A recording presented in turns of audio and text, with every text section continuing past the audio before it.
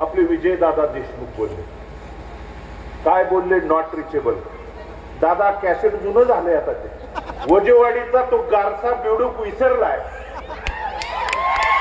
अर्ज भरला होता ना, तुझी वाटच बघत होता भारतला, तू कधी एकदा या रिंगणात येतो.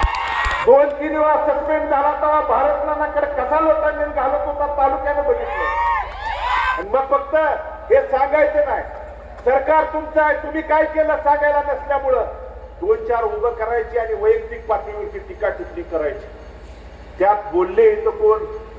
आपले विजयदादा देशमुख बोलले, काय बोलले? Not reachable. दादा कॅसेट जुनं झालंय आता ते. नॉट रिचेबल आहे म्हणून.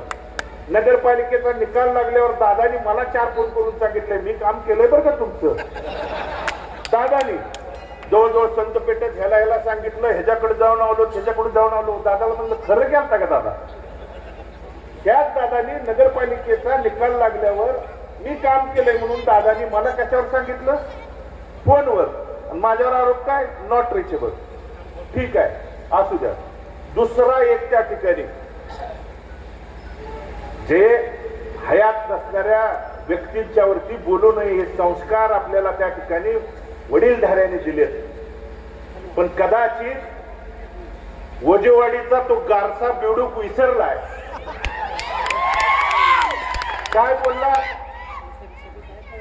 छाताडावर बसून त्या ठिकाणी आम्ही झेडपी पंचायत आणली होती. मग का रिंगणातनं पळून गेला? अर्ज भरला होता ना, तुझी वाटच बघत होता भारतला, तू कधी एकदा या रिंगणात येतो. अरे आपली लायकी काय, बोलतोय काय? पात्रतेनुसार कुणाचं तर वाजवायला घ्यायचं म्हणून नाही त्याला हात घालायला कशाला चाललाय? 2-3 वेळा सस्पेंड झाला तेव्हा भारतनाकडे कसा लोटांनी घालत होता तालुक्यानं बघितलं.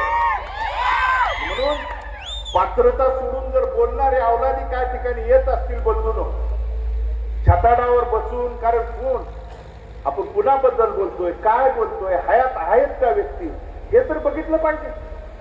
आणि म्हणून अशी लोक जर त्या ठिकाणी बदलून खड्यासारखी बाजूला जर नाही सारली तर भविष्य काळात आपल्या पंचायत समिती असेल, जिल्हा परिषद या निवडणुकीच्या निमित्तानं आपल्याला आपल्या विचाराची माणसं, कारण माझ्यावरती देखील काय आरोप करतायत की मी अमुक अमक्यानं फसवलं, तमुक तमक्यानं फसवलं. पण माझं ते बी माझं, तुझं ते बी माझंच म्हणल्यानंतर काय केलं पाहिजे बदलून?